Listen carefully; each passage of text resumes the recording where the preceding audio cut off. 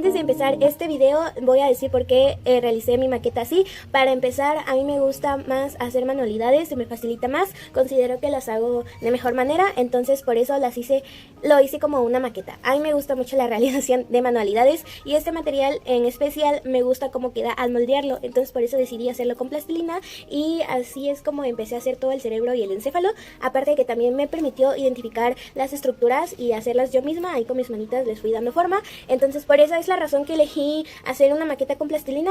Voy a continuar con la explicación. Voy a empezar hablando sobre el encéfalo, que ahí es lo que se ve, que tiene como función controlar el pensamiento, la memoria, las emociones, el tacto, las destrezas motrices y todo proceso que regula nuestro cuerpo.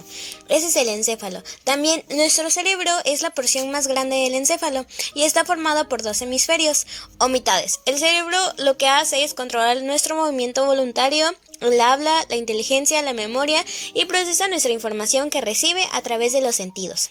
Los 3 principales componentes del cerebro son el encéfalo, el cerebelo y el tallo cerebral. Ese es el encéfalo. Y bueno, la corteza cerebral es la porción externa del encéfalo. Ok, hablando de nuestro cerebelo, una de sus funciones es procesar información proveniente de otras áreas del cerebro, de la médula espinal y de los receptores sensoriales con el fin de indicar el tiempo exacto para realizar movimientos. El cerebelo se encuentra alojado en la fosa posterior del cráneo, situada en la línea media de la región dorsal del tallo cerebral.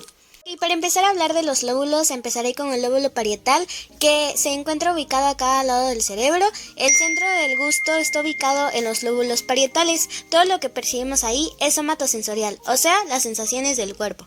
Hablando con los lóbulos temporales, todos los sonidos que oímos son procesados en el lóbulo temporal. Ahí procesa los recuerdos y los integra en las sensaciones del gusto, el oído, la vista y el tacto. Se localiza a los lados de la cabeza por detrás del frontal. Después seguimos con el occipital, que analiza la información visual de la retina y nos hace ser conscientes de lo que vemos. Es responsable de la visión, procesa y la interpreta.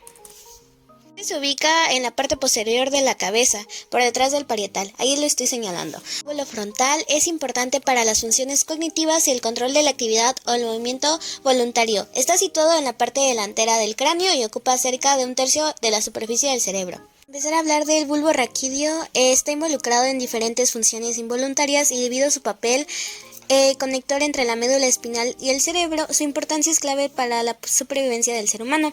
Una de sus funciones es controlar las funciones autónomas, la coordinación de los movimientos corporales involuntarios, el control y la coordinación de los movimientos voluntarios, el control respiratorio y el control cardiovascular. Y también se encarga del tronco encefálico, transmite señales entre el encéfalo y la médula espinal, maneja las funciones involuntarias básicas y el tronco encefálico conecta la médula espinal con los centros de pensamiento superior del encéfalo. Podemos distinguir en 3 partes principales: el bulbo raquídeo, el mesencéfalo y el puente. Ahora vamos a hablar acerca de la médula espinal.